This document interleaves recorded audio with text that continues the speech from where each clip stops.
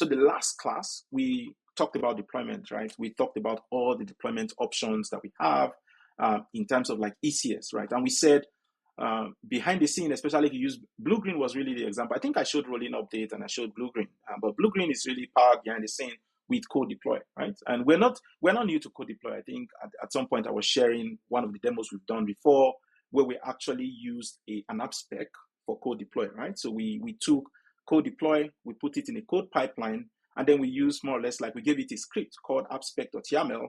And in that script, it was able to know exactly what to do during the before install step and what to do, during the application stop step, right?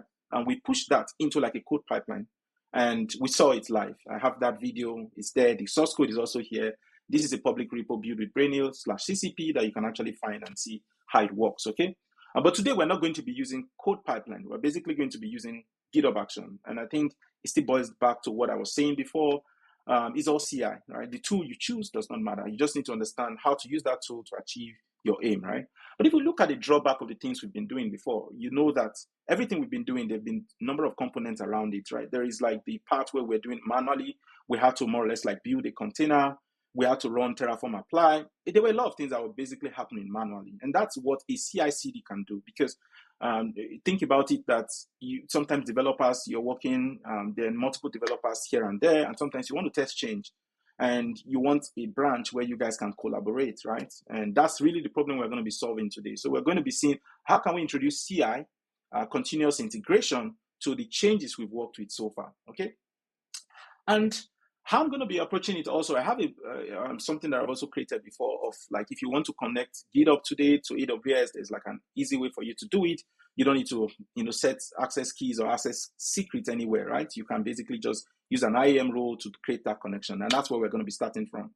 Because for GitHub to be able to talk to your AWS account, you need to set up like an integration, okay? So that's where we're going to be starting from. I'm going to go to my account right now. Then I'm going to go to IAM, okay? So I'm going to, first of all, I'm going to go to, yes, IAM is really where I need to go to, right? Because that's where it needs to happen, okay? So the first thing I'm going to do is go to identity providers. I already have one here, but I'm going to delete it, okay? So I'm just going to delete so that we can actually start from scratch, okay? I think this is caps. I'm just going to delete it so that we can start from scratch, okay? I used to have one, I created it like 4 months ago. So I'm going to add a provider, all right? The first thing we need to basically do is, in this case, OpenID Connect. So we're not going to be using SAML. In this case, we're going to be using an more or less like an OpenID Connect. Let's see. Yeah, we're going to be using an OpenID Connect, and that's really how we're going to be starting our integration from AWS down to what do you call it? We're going to be opening up connection from AWS to from GitHub Actions to AWS. Okay, one way we can have that done is just to use an OpenID Connect, right? So instead of basically setting up your your access keys and access secret, you can just use an IAM role. Okay, so I have some of those things set up. I'm just going to basically copy. So it's going to be tokens. I think it's here. Let me see. So I'm just going to do. Yes, my keyboard is kind of not the best keyboard today, but I'm going to manage it. Okay, so I'm going to paste this here. So token actions, GitHub usercontent.com. That's really the provider URL I'm going to be using. The audience in this case, I'm just going to be using ST. So what's this? Control Z. I'm just going to be pasting this. So the audience is sts.amazon aws.com. Okay, it's basic. It's just a number of steps you need to do. So we created that provider, right? So token actions, GitHub usercontent.com, right? It's an OpenID Connect that we're using. And then once we create that provider, the next thing we want to do is create a role, right? We'll create a role. This is now going to be our CI/CD role that we're going to be using at the end of the day. So we'll go to roles. So we'll go to roles and then we'll create one. So we'll create a role and then we'll say, I think for custom trust identity, because I really would want to create it myself, I'm just going to copy that permission. So I have a permission here and I'm going to explain what the permission is all about. If you remember, sometimes you can say, I want an EC2 to assume this, but you can also have like a custom permission set there. So I'm going to paste something that I have here. And what I'm just saying basically is I'm saying the provider, OIDC provider, is token actions GitHub, the exact one that we just created, right? So we are saying federated in the sense that it's a federated permission. And we are saying that you can also put a condition. And the reason is because you don't want everyone to be able to assume that role. You only want a particular repo or a particular organization to be able to. So in this case, I'm saying the repo must look like Brainhill. And the reason is because if I open the other place where I'm going to be demoing this from, so if I open that particular labs, you'll see that I have this organization, right? So /Brainhill is really me. So it means that I have a number of repos that are there, right? If I open that, right? So if I open, there's a number of repos. So I'm saying this role can only be used for that organization, just so you know. That's one of the good ways you can limit who has access to use it, okay? So here I'm saying the repo is everything in the Brainhill organization, right? And that's really all that I need to do. And then I'm going to do next. This is where you need to be a bit critical. Ideally, because this role is going to be assumed from GitHub Action, you need to give it enough permission to do exactly what is in that CI/CD, okay? This is where you have to carve it right. But in this case, just because I know that CI/CD, a lot is going to be happening. So even if I use Power User, for example, sometimes you also need to be able to open these policies and know. You can see that Power User does not allow me to do IAM. Anything IAM is not going to be allowed, right? So, but again, I know my CI/CD needs to create IAM roles, right? Because if you remember, it's going to create a service, it's going to create a task role, it's going to create a task execution role. And for that, I need a more powerful permission set. But ideally, what you're supposed to do is to carve out the exact permission that you need. But here, I'm just going to use a powerful role. But please, it's not best practice. And I'm making sure I call it out in this call, okay? Because anyone, if that CI/CD is compromised, you should be able to. So don't give it more permissions that it needs, right? That's really following the principle of least privilege. But in this case, I think I'm just going to use the administrator. So I'm going to look for an administrator access.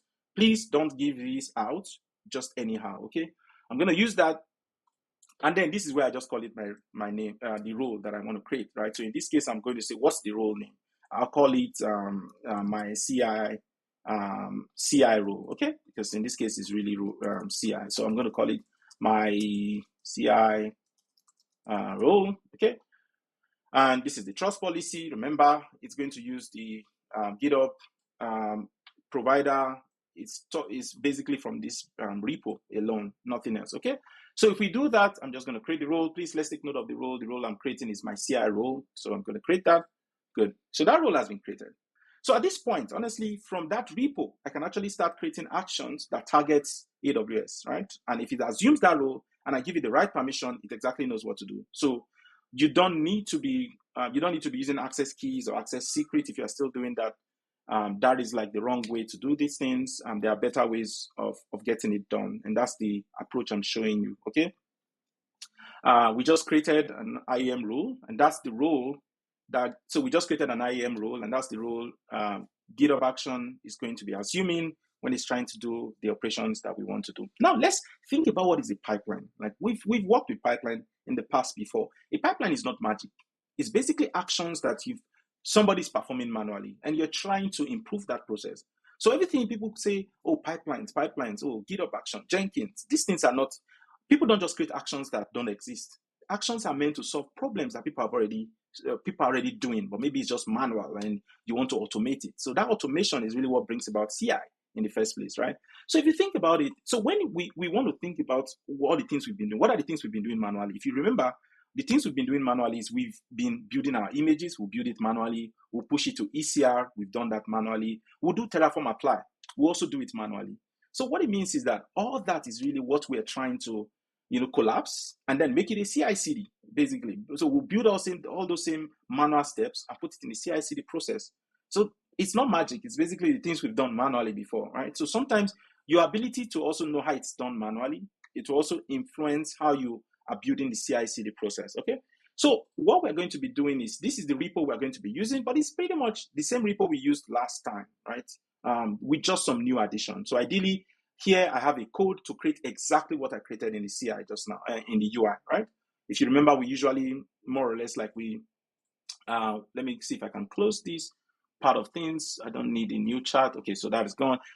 Usually here I show you exactly how you can create it. So in fact, there's nothing I'm going to be doing. But what I created in the console just now, if you wanted to do it with IAC, this is the code, right? What I did was basically I created a provider and I gave it this, blah, blah, blah. And for example, this is just basically Terraform to do exactly what I just did just now, right? But it's here. If you were in the blog and you were reading it, you see that this is the exact code. And you can see string is equal. We did all this. If you remember what we're doing just now, I think we said the string is like, we added this condition to be this, right? So that's the exact thing we did in the console. Once we have that, so if you were to use IAC, you can just provision this first and then continue to do whatever you want to do, okay? So once we have that, what other things were we doing? We had like an app, we had like a Docker compose file, and what we usually do is that we take this container, we'll build it locally, we push it to ECR. So that's one step. Secondly, we also had like a Terraform folder, and that Terraform folder had things like, ECS, it had things like ECS, the network itself, it had to set up like a load balancer. So there were a number of things that it needed to do, right? But the only problem here, we don't want to be doing these things manually. We want a situation where if you push a change to GitHub, at the end of the day, that change should pretty much reflect here, right? So what we can do is, I think the next thing we want to do, and that will be a bit different, is that all the time we've been doing this, when I do Terraform apply, I was using a local state, right? But if I have to do it from GitHub, that it means I need to create a state that pretty much can be shared both locally or in the cloud, right? The point is that Terraform works with state. Every provider that is out there, whether it's Pulumi, they usually work with a state. And the state is just basically telling you how things are shaping, right? How you're building stuff. It keeps it's like a history. It keeps a history of how your infra is changing, okay? So it means if you add something now and you remove later, the state is really what keeps track of it. But every time we've been doing Terraform Terraform, I've not been keeping state. I've just been keeping my state local. But for this change, GitHub, because this change is going to move through GitHub Actions, we have to keep a state, okay? And that's the next step we're going to be doing. So I'm just going to find that, let me just open what I need to get out. So we just now need to create take a number of steps, just do a number of steps for us to get there, okay? And like I said, we're going to be setting a state, right? So what we can basically do is I have a number of commands here that I'm just going to run for us to start setting up everything that we need. Let me just bring them out. I think we need to set up a bucket for us to do what we need to do. Let's see. I think we need this. Let's see. Is this the right example I'm using? Okay. So what we will just do is that I think this is also, it depends on how you want to set it, but usually, most times, there is usually like room for you to pretty much, ideally, let me just see AWS, STS get caller identity. Let me just be sure I'm in the right account, okay? But ideally, okay, so I'm in the right account, and that's the account I use for my lab. So like I said, usually I do Terraform init on my local machine, I do Terraform apply, but all that state is local to me. But when you start working with multiple people, Terraform will usually need to keep a state in a place that is central, that everyone can access. So here, we're going to be using S3 and setting up a remote state for Terraform to use as a state, okay?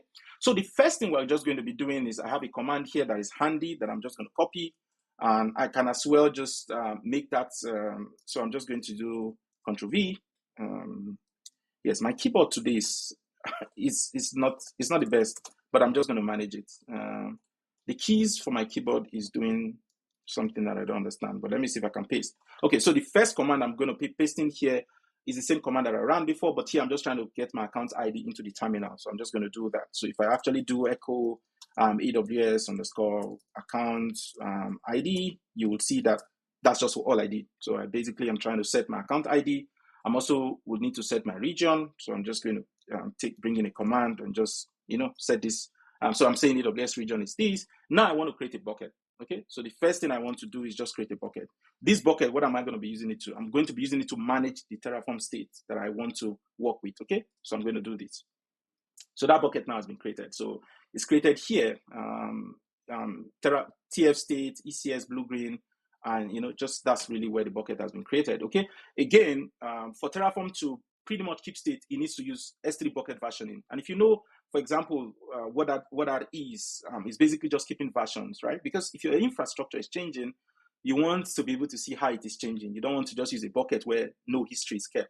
And that's one thing we can actually do with versioning, okay? So we'll do put bucket versioning, and then we'll just do this. I think, yeah, Control-C, I'm just going to paste it. So the command that I'm pasting here, my keyboard is not the best today, but please just bear with me. But these commands are basically, you can find them on the blog. But what am I doing here? I'm just basically putting bucket versioning, right, to that bucket. Remember that you can also just do this in the console. So you can create a bucket, just make sure it has versioning enabled, right? Cool, that is it. So the next thing we want to do basically is now to go to our, our Terraform folder, right? So if you remember, we are actually working with a set of folders here. One of it is really the Terraform folder that we want to work with, that we've been working with before. The only thing is that before now, we weren't really setting state for the, because I was working with it locally. I'm not setting state, but in this example, because we also want to be able to access it from GitHub, we want to set a state, okay? So what it means if I go here, that's pretty much what I'm doing. So if you see this bucket, the bucket that we created here, you can see the bucket name is, so we are saying the Terraform, we're now telling Terraform that all the states regarding this change, infrastructure change that you're going to be doing, please save it in this bucket. And the bucket is really the bucket that we created, TF state, ECS, blue-green, this one, and / the account number. The key is this key. We want you to have access to that key. And then the region is this, use lock, file is true, encrypt is true, right? These are all just security measures, right, that you can use. And the lock, Terraform knows how to pretty much make locks available so that you can actually see, control how, when multiple people are actually trying to do change with that particular infra at once, okay? So lock just helps to manage different people doing the same thing in the same file, okay? So before we weren't having this, so I wasn't using this, right? So when you don't have this, Terraform basically just keeps a local state for you, right? But here I'm saying use a backend state for your work, okay? So I'm just going to Control-Z this. Remember, this is all part of the change. It's all part of the change that has to be pushed to the repo, right? But behind the scene, what have we done? We've basically created an IAM role. We've set up the GitHub integration, right? The next thing is, which action is going to automate all this, all right? So think about it. We created a role. We set up the GitHub integration in terms of the OIDC provider, and we give it the permission that it needs to work with all these things, right? So think about it. That permission that I was telling you about, that I said, don't use administrator access, tune it down. What you should be tuning it down is exactly these things. It will create a VPC. It's going to create an ECS service. It's going to create, sometimes you have to carve it, exactly give it the permission it needs. But in our own case, we're using an administrator access, but please don't do that in production. Ideally, you need to give it like an access, okay? So we have that. The next thing, let's now talk about the workflow, right? I know for many of you, GitHub Actions is new, right? But there's nothing too fancy about GitHub Action. It's just basically a pipeline. And what a pipeline do is basically, and if you see when we worked with Code Pipeline as an example of working with a pipeline that helps with a CI need, which GitHub Actions falls into that category, it's just a bunch of steps, right? And these are steps we've done manually in the past. So it means that if you take it to a pipeline, you're using a pipeline to do those actions that you would have done manually, right? And that's just everything that is with all pipelines that are out there, whether you're using Jenkins or you're using GitHub Action or you're using Code Pipeline. These are all just pipelines that basically are trying to automate steps that you would have done manually. Okay, so when you look at the pipeline, you will see that at the end of the day, these are all just actions that you would have done manually, and then you're just bringing it into a pipeline. So first of all, I know this is not a GitHub Actions class, but they're basic things, right? For example, if you have an action, you have to decide when should this action run. So in this case, I'm saying that when there is a push to branch, in this case, you can say I'm using main X, and that's just because I don't want it to be running. But ideally, I'm saying if there's going to be a push, and that push is to main, please, especially if whatever was changed is in any of these parts, then run this workflow, right? That's the first thing I'm saying. So I'm saying if any of these parts are affected, and you're pushing to branch, the branch main, then run this workflow. So that's just a condition, first of all, that you're setting aside, right? And then here, this is where we are setting up environment. In this case, this is some things that are native to GitHub Action, but if you just take a week and study GitHub Actions, these things will become, they will become normal to you, right?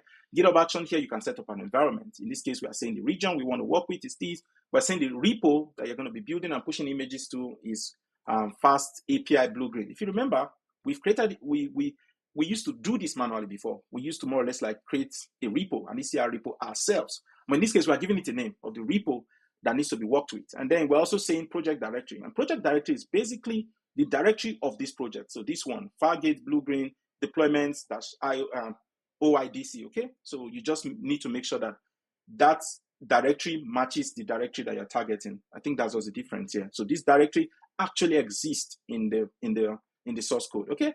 So, and then the TF working directory, I'm only saying it is this directory and it's slash Terraform, because I know at some point I'll be going into the Terraform directory and be working with only the things that pertains to Terraform, right? Cool. Once that is set up, yeah, I think I need a permission, right? First of all, I need to be able to read content, and then because I'm working with the OIDC stuff that we just set up, we need more or less like a write permission for that to happen, right? And then this is where you now go to jobs. So the jobs is really now, in this pipeline, you have these jobs, right? One is really deploy ECS Fargate Blue-Green. So in this case, I'm saying that this is one of the jobs. A pipeline can actually have multiple jobs, but here I have just one job. And then in that job, you define a set of steps.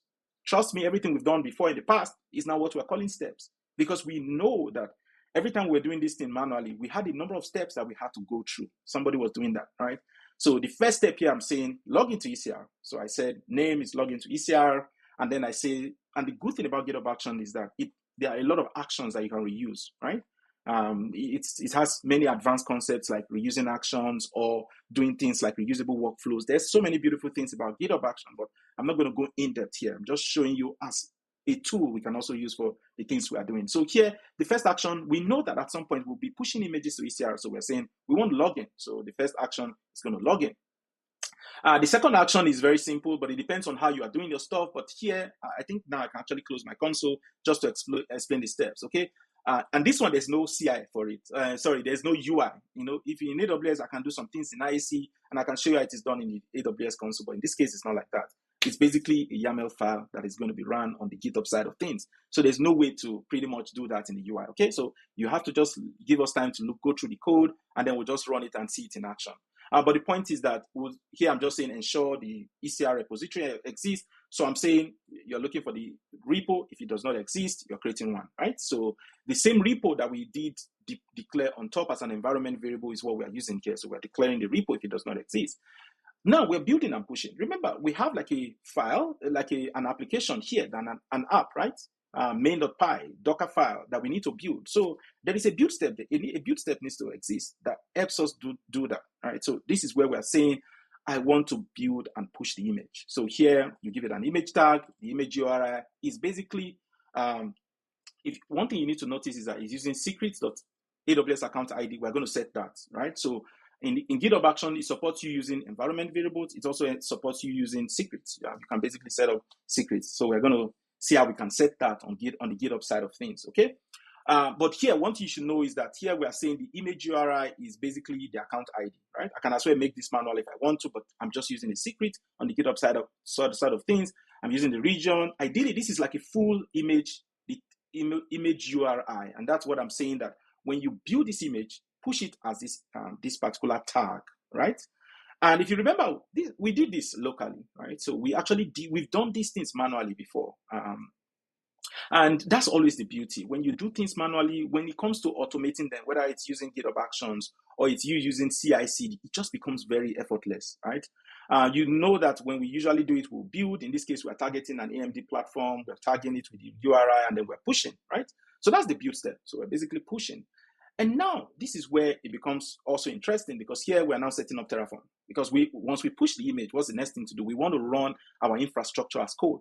And so that's where we know we need Terraform as part of that action or that pipeline, right? So we're setting up Terraform here. Again, we're using something that already exists, right?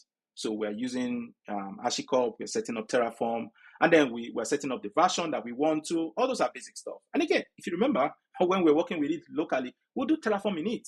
So if you have Terraform, it's not enough, right? If it's a new repo, you have to init, right? And that's when during the init, where we pretty much will use this Terraform directory, for example, and it knows to see the config and says the backend is S3. So it's going to initialize and then choose exactly that backend that we've created, the S3 bucket behind the scene, right? So it does that. And then after init, what do we usually do locally? We also apply at some point, right? So we'll apply. So it depends. There are many things you can put here, but it's your choice. There's no one tutorial that will tell you everything that you can do within an action. Just know that you're pretty much automating steps that you want to do manually. So there are also some things you want to do if you want to validate the Terraform, if you want to, there are many actions that you can perform, but it's your choice to make, right? So here we are saying Terraform apply, and then we are saying container image. And the reason for container image is because you can actually do Terraform apply and pass variables in the CLI. If you remember, sometimes we use TF-vars as a way to provide environment variables, but we can also provide it at the point of actually doing a Terraform apply, right?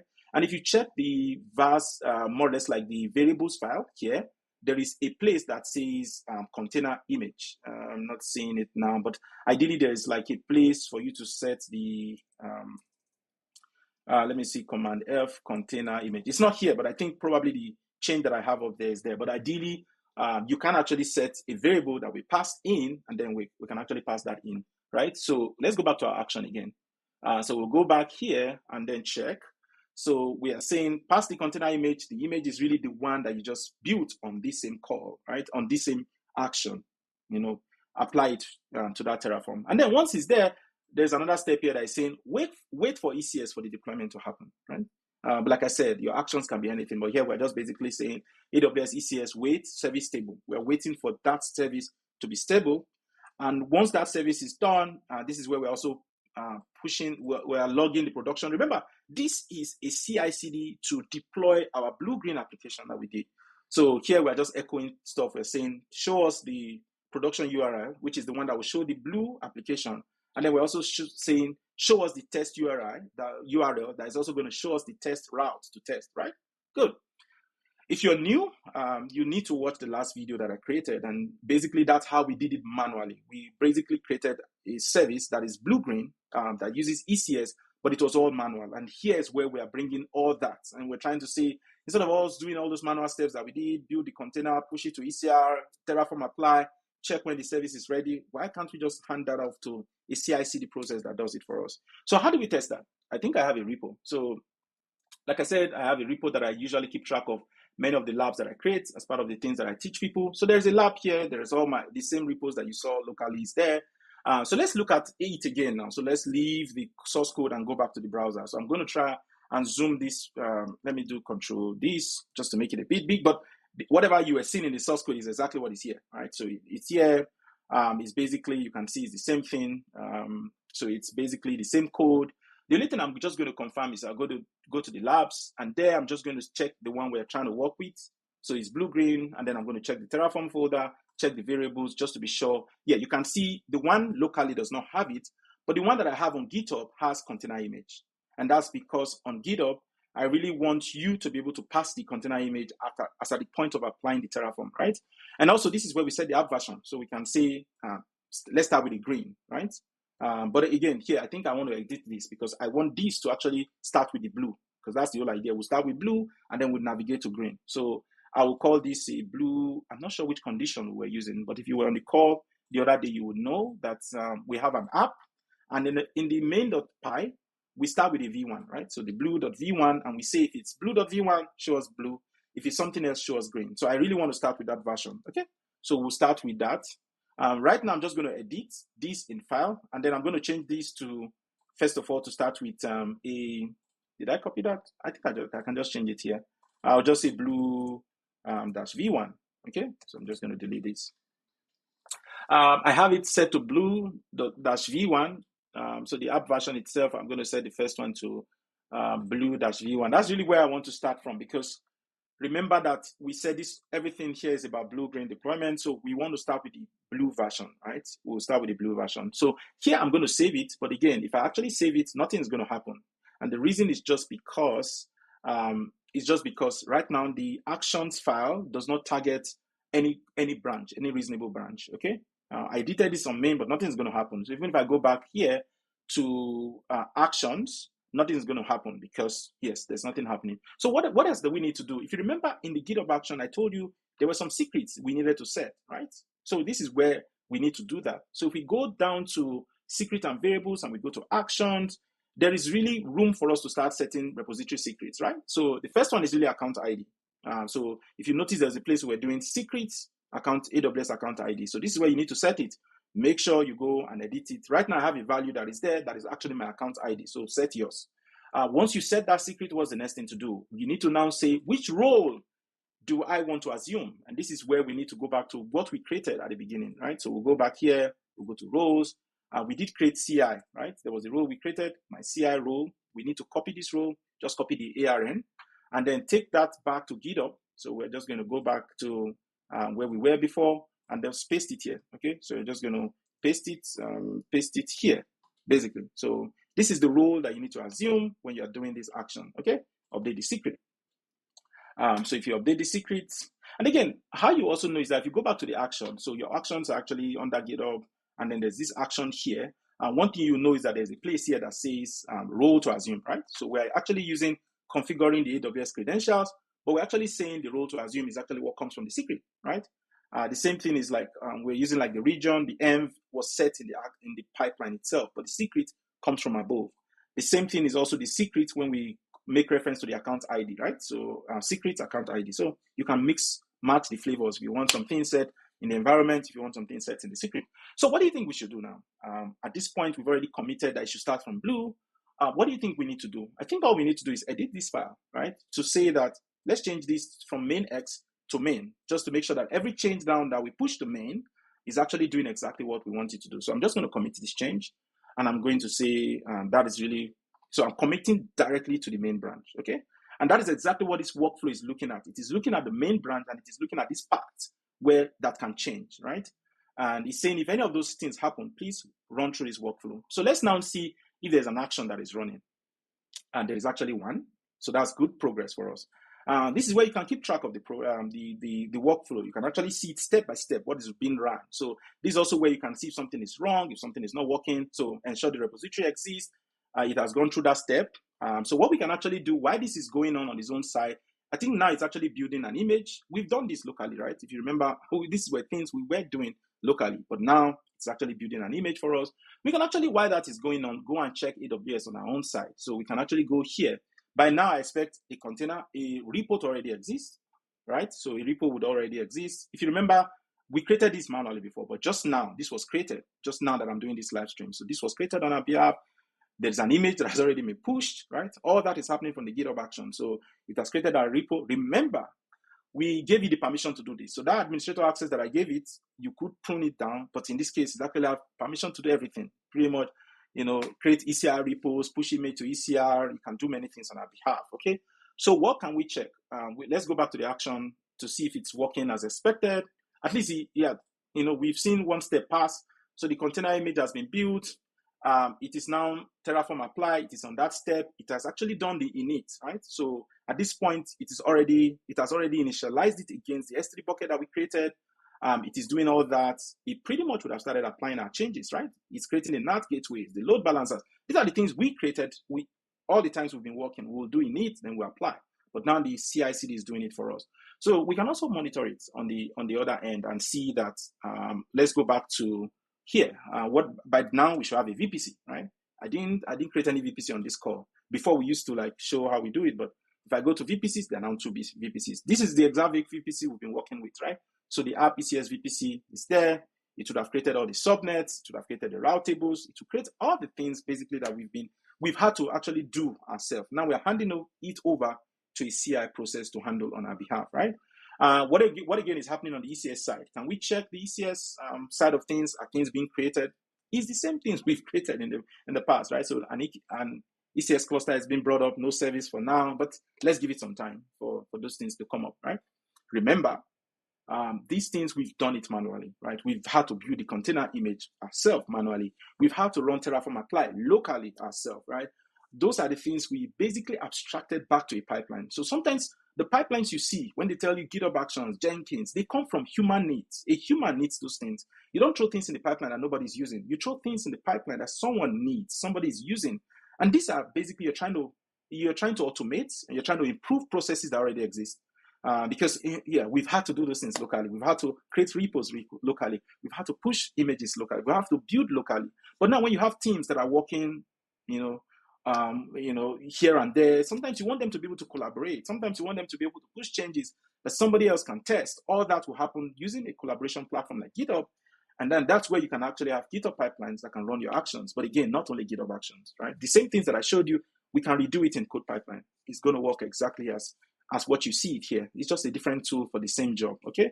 If I refresh this, maybe a service has now been created for us, right? So you can actually see that now there is a service. If we go, how many tasks do we have? Maybe no task yet, right? Just the service, just yet. But sometimes this deployment process, they take time, but at least there was no service here at some point, but now there's a service. It means we're making progress, right? So if we refresh and we go to task and see if there is any task being brought up, there is no task yet. We can also go back to keep track of, just also know your GitHub Actions can fail. It's fine, it's normal. You just need to go, I think it says it has actually deployed stuff and it says it's just waiting for the deployment. So it actually says 40 things were added, right? So it says 40 things were added on our behalf, but we don't really see any of the task definition just running yet. So we basically need to go back to here and see, okay, maybe we're trying to be in a hurry, but there was a task that is coming up. How do we test that task that is coming up? We basically know we can go to EC2, right? And go to our load balancers in EC2. So we'll go there, we'll go to our load balancer, here, load balancer, and then there's a load balancer that is already active, and then we can copy the DNS name, and then we can actually go to a browser and paste this. So Control V. Sometimes I need to verify the port because right now we only listen on HTTP, so we need to verify. Service is temporarily unavailable is fine. I hope you know that when deployment is happening, probably the service is not running yet, but at least for us to see this, it means there is something trying to happen behind the scene. So what we can actually go back and check our task, just we have to make sure there is now one running, okay? So by now, I don't think that unavailable is still going to happen again, but it's still saying unavailable. Something might not be right because at least we have one task that is running. If we check the logs for that task, let's actually go back and see task. We check this one that is running and we check the logs. It's actually running, so the task is fine, right? It's just the load balancer that is basically not working as expected. Let's check the load balancer. We can basically go, so 80 is actually targeting green right now. So yeah, so it shouldn't be targeting green right now, but even if it's targeting green, either ways, there are 3 that are actually healthy. So let's see. It's still saying temporary unavailable. Why? The services already shows listener role is there. 80 starts, and what about 8080? Let's actually check the port 8080 and see what's going on. Yeah, this one is blue. Okay.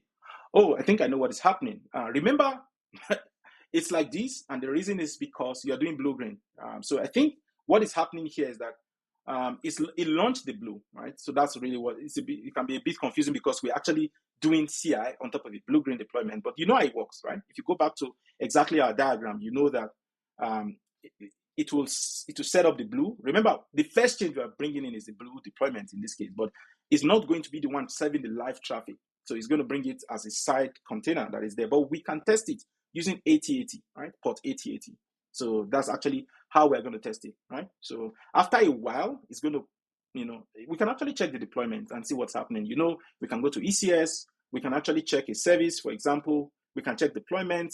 This is where you can see production traffic shift, right? So it's now shifting production traffic to production. So that's why we weren't seeing 80 before. But if you remember, the whole essence of blue-green is that you can actually go to a separate port to test the other version, right?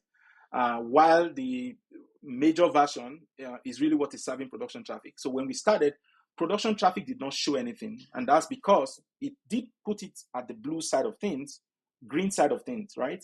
And then once you see here, now it's done, basically. I think it's done. So if we go here, this is still going to show 8080, but can we go back to the former port that we're trying to check and see what's happening? Now it's back, okay? So you just understand that, yeah, we didn't see it immediately because it's a blue-green deployment. So it started from the new change that we're trying to set up on 8080, right? The change was there. It just wasn't showing on the live side of things. And now that we have it, deployment is completed, it's now on the live traffic, right? And if you remember, if we go back to our service, basically it's there. I'm not sure if we actually set up a big time, but if you remember that, in this case, I think it's just one deployment, so nothing much is going to happen. Where we begin to see the beauty is if we now begin to do an update, right? Before, if you remember, I had to do manual stuff. I had to basically do things. But now we can actually change that and use GitHub Action as the single source of truth. So how do we test? If you remember, we can actually go back to the source code. So everything we did before, right, is the things that have been automated for us now. It means that you don't need to stress. You just need to commit to like an integration branch, and all your integration happens. Again, that's also what I'm trying to mention. CI is different from continuous deployment. I would say this is like continuous integration. To some extent, it's also doing deployment, but deployment is a whole different conversation entirely. But let's see what we can now do, right? So the blue has been deployed. Let's see if we can actually make some changes so that the green can, come up, and then we can actually test them and see, all what the things we've learned about blue-green. So what we can now do is that we can go to the Terraform change, we can go to the variables file, and then what we can do in that variables file is to change from blue to green, right? Because we said blue is really what is serving traffic, green is what is coming in at some point, and at a given time, the customer can only see one version. So they will keep seeing blue until the traffic moves from the green to become the new blue, right? So let's just give it time for it to open. Let's see. So we'll be updating the variables now. So we'll just go to variables, we'll change. So what we're going to be doing here is to edit from blue. Let's edit from blue, and then let's move it now to green. So we'll do green V2, okay? Green V2, okay? We have this can come from like, a PR that has gone through approval, and then somebody merged it, and all that would happen on the main branch or whatever branch you choose. And then once that happens, deployment should start going out, okay? So if we go back to our action again, once you notice is I've updated the variable, what's going to happen? This one is going to be faster, right? Because in this case, it's just trying to update ECS. So it's going to be a bit faster when you look at the Terraform change. But again, all I'm interested is in the final result, right? So we're going to keep 80 here. This is still going to be 80, always serving the blue. And then we're going to be checking 80 on the other tab to just see what the green is going to look like. So I'm going to do 80, right? So 80 is still blue right now, because both of them are basically, they will serve the same thing once the deployment is done. But when a new deployment is happening, so we'll check here and see if there is a new deployment. No deployment yet. Again, remember the CI/CD is running. It's going to take some time, and then it's going to do its thing, okay? So we don't have any deployment just running just yet. There are still 3 tasks, and these 3 tasks are basically serving both the blue and the green traffic. We'll just let it happen here. But after a while, when you check deployment, for now, there is no new deployment just yet. But if we give it some time, you see that the deployment will start happening, okay? I think there's now a new deployment, okay? So there's now a new deployment. This is the first 3 that was running. There's now a new deployment that is going to be happening. If you go to the task, there will now be more or less like more than, after a while, there'll be, instead of all these 3 tasks, there'll be more tasks trying to bring up the green, okay? So let's see. I'll give it some time to refresh. But again, just understand these things that when you hear people talking about pipelines, when you talk about actions, all those things are things that you benefit from once you know how to do it manually. And these things are things that if you've done them manually, you understand what you're actually trying to solve. And you see that we didn't start from creating a CI/CD pipeline. We've done these things manually. We've seen how ECS works. We've created our own repo, pushed image manually. We've done these things. We've had to run Terraform apply locally on our machine. Pushing it for a CI/CD process to do, it's not the end of the world, because you're just more or less like you're automating a process that you've already done manually, or somebody is doing manually, and you're trying to improve their life by moving that into more or less like a process.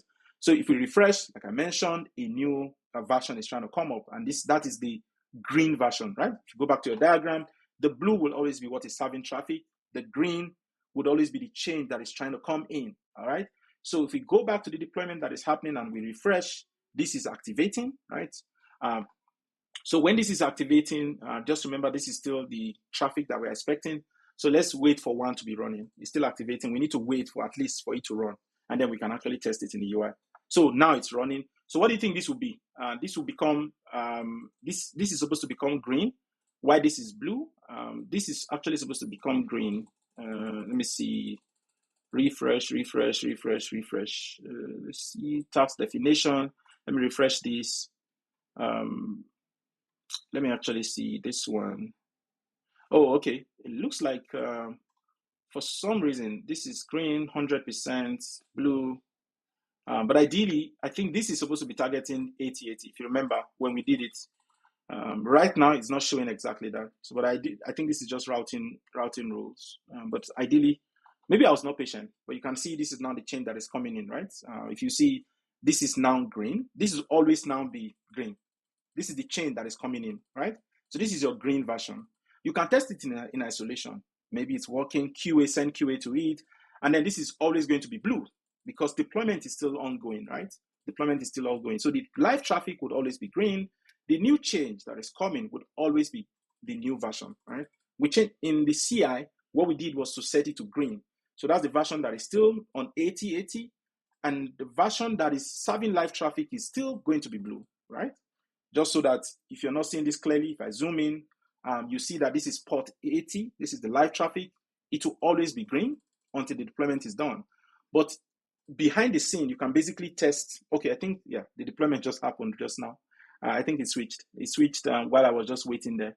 But again, if you remember, that's exactly what we designed, right? So if you go to deployments, let's see what has happened. So the bake time is actually here. Bake time basically tells you that the traffic has shifted. But if you notice, at some point, we're able to see the test in isolation, right? In isolation, and you could here. I think it's just because we don't really have things that we were doing. Ideally, if you go back to a service, if you go to a service like we did, and you check your app service and you try to update that service, we did set up blue-green deployment, but there are more things you can do, right? So if you go to the blue-green deployment side of things, something else you can do is to deployment options. We did choose blue-green, but if you remember, one thing we can also do is we can do lifecycle hooks, okay? And that's where you begin to appreciate the blue, because right now it's just we're not doing anything with it. Ideally, you want to start setting up stuff. Be like, okay, at this stage of the life cycle, maybe at this pre-scale, at the post-scale, at the test traffic shift, at the post-test traffic shift, production traffic shift, post-production traffic shift. If you have actions that you want to perform there, only when those actions pass, that's when the traffic is shifted to blue. But right now, it's actually happening behind the scene because ECS is checking. None of these things exist. So it's just moving through them. And at some point, it just shifts the traffic from the green to become the new blue. And then after the bake time, as you are aware, after the bake time is just how long it's going to wait, and then it's going to tear down the old deployment that we have. But at this point, deployment has already happened. It has shifted traffic.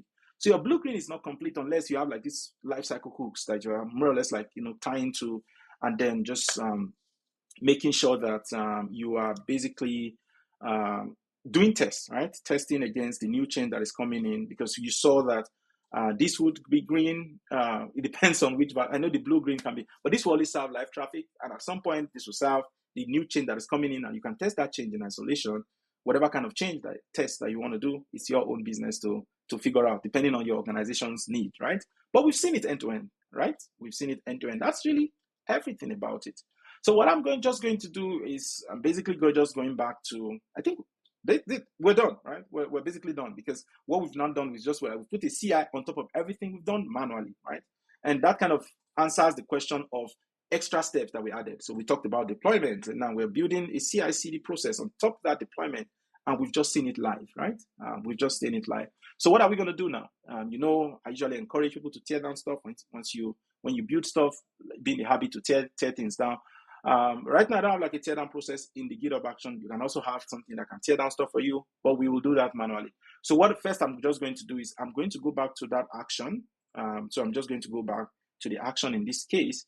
I think this one is just waiting for the deployment. Remember, the deployment is still happening. So because we are waiting for the deployment to happen, maybe that's why that action is still running. But if we go back to pretty much the service and we go to the cluster, we go to service, and we go to task, these are still running. And the reason is because we have a bake time set up. So it's going to pretty much leave everything running for a while before it tears down that old stuff that you have in there. Okay, so we're just going to wait. But if you see, there are two task definition, right? So 14 are the new guys and 13 are the old guys, right? So we're just going to give it some time to do its thing. Let's actually see what is actually being mentioned on the deployment side of things. So go here, we'll do deployment. You can see we're actually at the bake time stage, right? So we're just waiting for the bake time to finish, and then the deployment is turned down. And then we can see this is all all good on the CI/CD side of things, because now it's still waiting. It still hasn't seen the deployment status as complete, and that's why it's still like in that rolling state. But after a while, it's just going to do its thing. And then once that process is done, we basically will just need to tear down stuff, right? I'll show you how to tear it down. So let's refresh this deployment. This is deployment. It's still at the big time. I'm not sure if we want to wait. I'm not sure if we want to wait. I hope you know that as part of GitHub Action, you can basically go there and cancel the action. So I don't think we need to wait. Big time, we've seen it in action when we're doing it manually. So I don't think it's something I want to, you can actually cancel the workflow.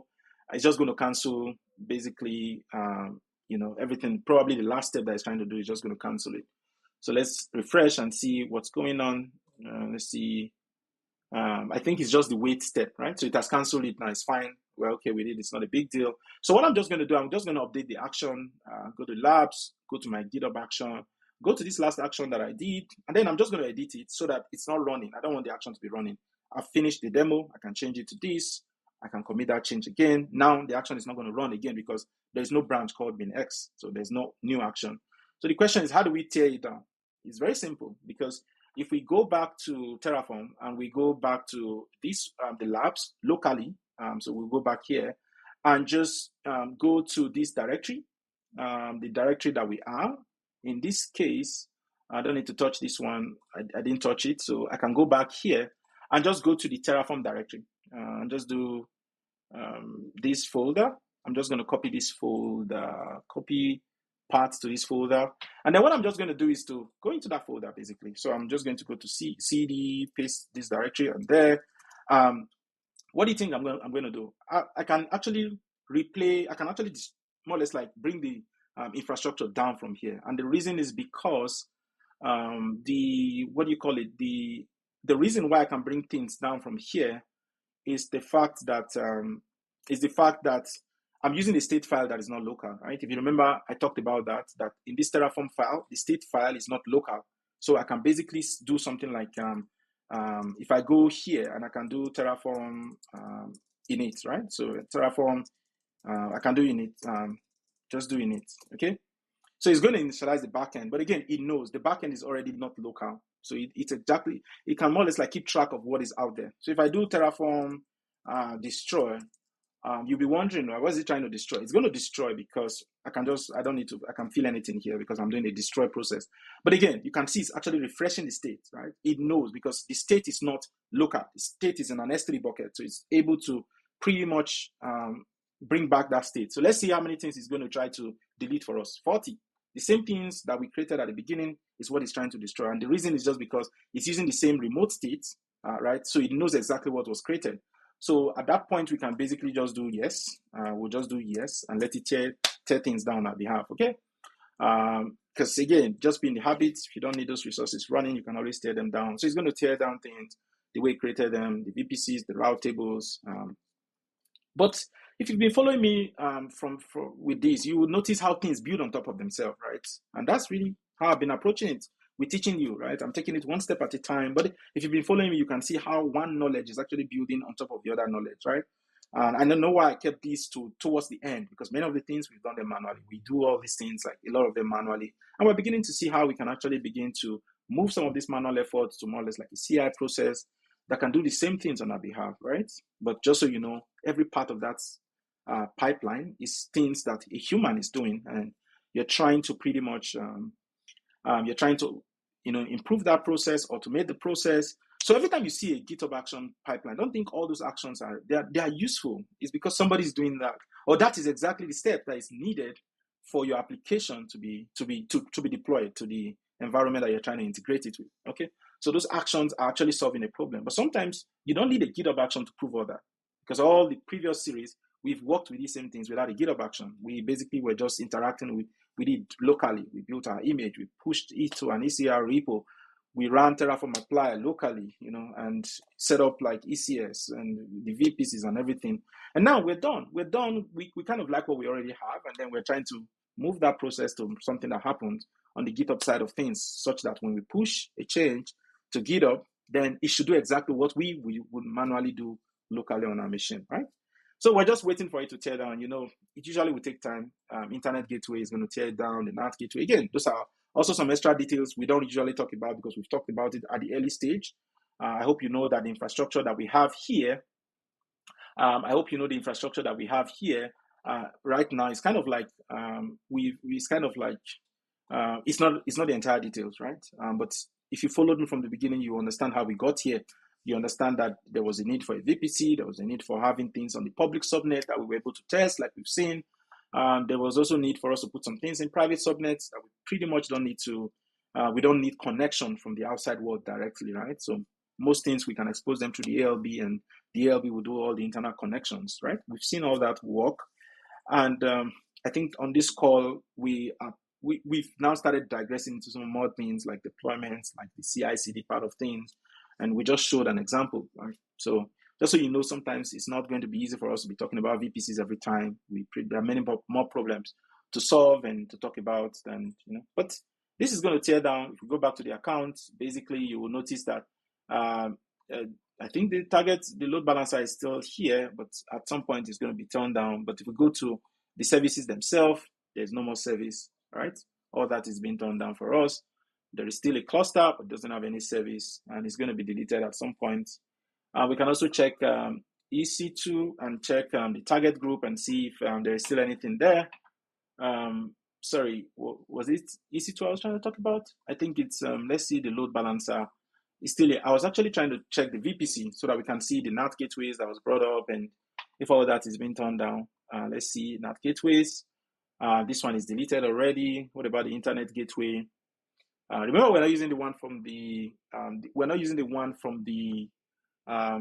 default VPC. We actually created our own VPC, to gain more control over the things we're doing. So if we go, and all the things you see here, I think I've talked about some, but they're all useful. It just depends on what you're building on AWS. Let's see. I'm looking for the internet gateway. Where are those gateway guys? But internet gateway, I think this one is here, it's still attached. If we're patient enough, I think it's going to be turned down at some point, right? The NAT gateway is still showing is destroying. So once that is done, every other thing is going to be turned down, okay? So yeah, destruction is complete. You can see it's the services are gone. Let's see if I go back to Chrome and see this one. The NAT gateway is still attached. Internet gateway is still attached. Okay, I think it's still time to tear down the load balancer. So let's see. But this is just cleanup exercise, but I like to add it to the video so that people can actually know that it's your responsibility to clean stuff off. Don't say, oh, you went through a tutorial and you left things running. It's always a good habit. So, and that's, IAC simplifies that, right? So I don't have to manually go into the console to be doing cleanups, right? But if we give it some time, the internet gateway is now gone. If the internet gateway is done, yeah, destruction is complete. So what else can we now clean up? Remember, if you actually want to do everything completely, what else did we create? We created an IAM. You can, if you want to use the identity provider, you can, but I can always delete it. I can always create it if I want to next time. There's nothing stopping me. I can delete this. I can go back to the roles. The one we created was for CI. If I need it, I can always create it again, but I'm just trying to tell you, you can delete everything that you actually created as part of the process. So I'm just going to paste, delete. What else is there? I think there's an S3. If you remember the S3 side of things, we actually created that one manually, right? So you can also, it can also be part of your process, but this is the bucket, the blue-green. If you go inside, you will see, the part we said it should be. There's really a Terraform state that is here. One thing you will have to take note of is that because you can see versions, for example, and if you go in, but again, you remember during our S3, we talked about versioning, why you need them. You can see it's also playing a part here, but you can see the different versions, looking at the iteration that have happened with your infrastructure, right? So it's all version. So what we can basically do is we can come here and we can just go to the bucket and basically just empty the bucket, right? So we'll just empty, permanently delete everything, right? So I'm just going to do permanently delete because I don't need that state file again. So I'll just do Ctrl+C, Ctrl+V, permanently delete, and I'll just empty the bucket. And once that is done, I think I can undelete the bucket. So I'll just go to general purpose buckets, I'll look for that bucket, and I'll just delete the bucket. And then this is where I'm going to paste, deleting the bucket cannot be undone. I agree. And then I'm just going to delete the bucket. At this point, the bucket is gone. What else should we clean? We can go to ECR, right? Because we also created the repo from code, right, from the CI process. But these are things that you can also create from infrastructure as code. It just depends. But in this case, because we know, we can basically delete all the images first. We'll click delete here. And once all the images are deleted, we can go back to the repo, and then we can delete. And that brings us to the end of like the things I want to show. But you can see how the more layers of automation we're adding, you can imagine how it's simplifying our life, right? And that's where I was telling you that as a DevOps engineer, the problems we really care about is really the things we are talking about, right? The things we are talking about. So let's not look at the things on the red. We're talking about the things on the left, right? The problem you're trying to solve. All right. So problem solving here. In this case, the problem we just solved, there are many things, right? Collaboration, we're solving that problem because now multiple people can test their changes. They can see it live without, they basically are working in isolation and all that. And developer experience too, because your developers are doing stuff, you want them to be able to preview their change somewhere, see it live, see exactly what implication their change has. So forget about the tool, right? The same thing we did just now with GitHub Action. We can't do it with Code Pipeline. We can do it with Jenkins. They are all CI/CD tools that you can apply to your problem, okay? And that's why on this course, we'll keep talking about the problems. But again, I try to bring it home because I'm AWS, basically. I teach a lot of things about AWS. So I always try to teach you how you can bring many of these tools and bring them back home to AWS and make it make sense on the AWS console. But that is it about, so that is really what I wanted to show you, more or less like the deployment problem that we wanted to solve with everything we've been building before now, right? Not just the deployments, like adding a CI/CD on top of that, right? Cool. I think that brings us to the end of the class. I'm going to